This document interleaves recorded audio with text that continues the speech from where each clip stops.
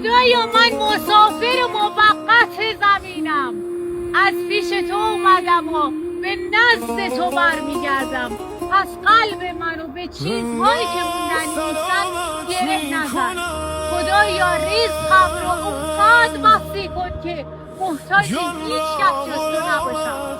خدایا اگر چیزی رو از من گرفتی، شخصی رو از من گرفتی، کمکم کن که بدونم تو خدای منی و حکمت منو بهتر من میدونی.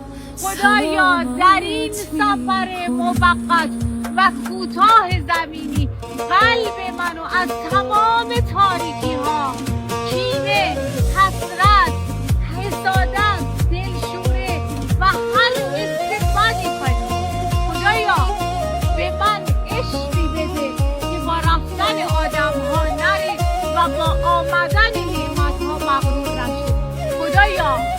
خدایا رزقی عطا کن که برکت داشته باشه، نه فقط فراوانی.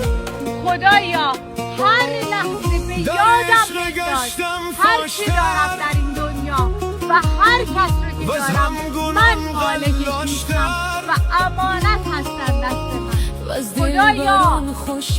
خدایا من هیچ چیزی رو با خودم از این دنیا نمیبرم. پس کاری کن وقتی به قله های قشنگ زندگی رسیدم فراموش نکنم کی از روزهای غم منو از ذره ها بود.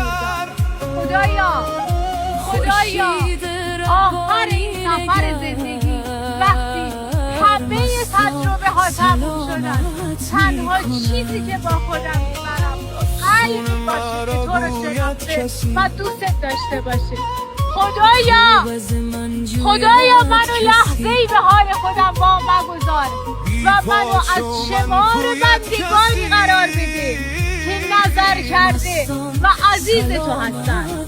خدایا از من راضی باش که رضایت تو بهترین نعمت و شیرین ترین روزی آسمان. آمین آمین. من کس نمیدانم جز او،